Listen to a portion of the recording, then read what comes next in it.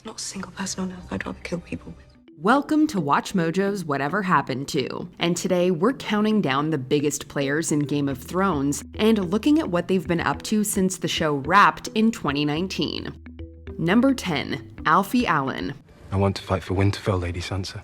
Theon Greyjoy was a hard character to like in the first 2 seasons. Allen earned an Emmy nomination once the show finished, and hasn't slowed down since. In 2019, he took on more light-hearted work, appearing in Taika Waititi's Jojo Rabbit, as well as the coming-of-age comedy How to Build a Girl. In 2022, he made his Broadway debut in Martin McDonagh's Hangmen, for which he earned a Tony nomination. Next, he'll play the lead role in McVeigh, about the infamous Oklahoma City bomber. Number 9, John Bradley. John Bradley played the soft-mannered brother of the Night's Watch to a T, and has appeared in several other high-profile roles since. In 2022, he took on supportive roles in director Roland Emmerich's disaster film Moonfall, as well as the Owen Wilson and Jennifer Lopez-led rom-com Marry Me. It was interesting to see Bradley spread his wings with vastly different material. He reunited with the creators of Game of Thrones for Netflix's Three-Body Problem in 2024. There has to be a bigger mission. There always is. Number 8, Ian Glenn. As Jorah Mormont, Ian Glenn played a steadfast ally to Daenerys Targaryen. He's appeared in a few movies, such as Disney Plus's Black Beauty, but has mostly stuck to TV work since Game of Thrones finished. He showed up in DC's Titans, where he played the iconic Bruce Wayne in the 2nd and 3rd seasons. He played another supportive character in Apple TV's Silo as Dr. Pete Nichols, and voiced the weary Just Belmont in Netflix's Castlevania Nocturne. But if you're interested in seeing him in a leading role, you can catch him on the Amazon Prime series The Rig. You always think you could do better, right? What's your great idea? Come on. Number 7, Nikolaj CosterWaldau. Since wrapping the show, in addition to starring in multiple films from his native country Denmark, his work in the US has been more low-profile. He played the lead role in thrillers like Brian De Palma's Domino and Nick Cassavetes' God is a Bullet. He also starred in the Apple TV mystery series The Last Thing He Told Me, alongside Jennifer Garner.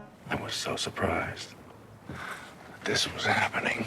DC fans may have seen him pop up in a cameo for 2023's The Flash, which reunited him with Mama director Andy Muschietti. Next, he'll play William the Conqueror in BBC and CBS's King and Conqueror.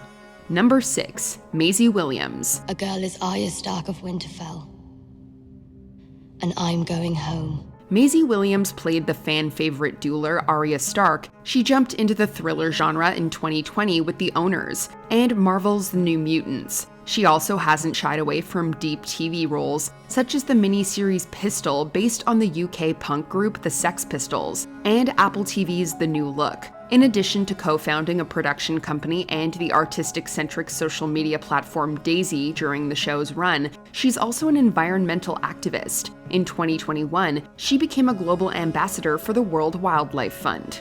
Number 5, Sophie Turner.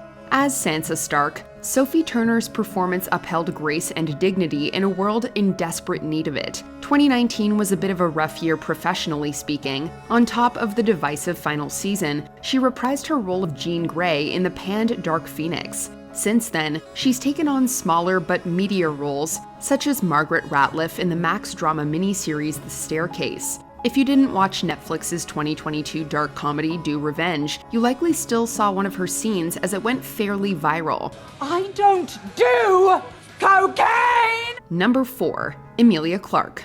Amelia Clark became a pop culture icon in Daenerys Targaryen and received 4 Emmy nominations for her portrayal. It was no easy feat. In 2019, Clark opened up about 2 brain hemorrhages she suffered while filming the series. She also founded her own charity, Same You, to help younger people suffering from brain injuries, which earned her a Public Leadership in Neurology Award from the American Brain Foundation in 2020. In terms of acting, she starred in the holiday rom-com Last Christmas and joined the MCU as Gaia in the Secret Invasion miniseries. Next, she'll play historical figures Jean Kerr in McCarthy and Constance Lloyd in An Ideal Wife, as well as play a lead role in Netflix's animated adaptation of Roald Dahl's The Twits.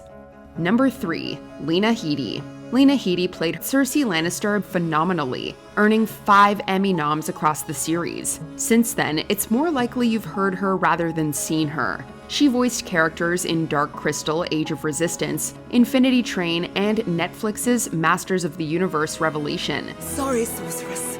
I'm not Clawful. You may have also heard her in the video game The Artful Escape, or as Superman's mother, Lara Lorvan, in DC League of Super Pets. Of course, she hasn't just stuck to voice work. She starred in the 2021 action comedy Gunpowder Milkshake, and you can currently find her on the MGM Plus sci-fi series Beacon 23. Number 2. Kit Harington. Since finishing the show, Kit Harington has only made a few more appearances. The most noteworthy was as Dane Whitman, aka Black Knight, in the 2021 MCU film Eternals. He also starred in the 2023 thriller Blood for Dust, but his franchise work has hit a bit of a roadblock. He began developing a Jon Snow spin-off series in 2022, but plans fell through in 2024. Around the same time, he also revealed things were unclear about when his Marvel character would show up again. He'll next star in the supernatural horror flick The Beast Within. I didn't want this. This cursed. Number 1. Peter Dinklage. The role turned Peter Dinklage into a star, winning him 4 Emmys and a Golden Globe, and he has only expanded his repertoire since. He's appeared in Family Friendly Fare, voicing characters in the Angry Birds Movie 2, and Transformers: Rise of the Beasts. He earned his 2nd Golden Globe nomination for 2021's Cyrano, based on the play he starred in that was written by his wife, Erica Schmidt. He then joined the Hunger Games franchise through its 2023 prequel, and appeared in Jerry Seinfeld's 2024 Netflix comedy Unfrosted. Next, he'll appear in another adaptation of a play, this time as Dr. Dillamond in Wicked. In today's Oz, a real sorcerer who possesses true magic has become all too rare.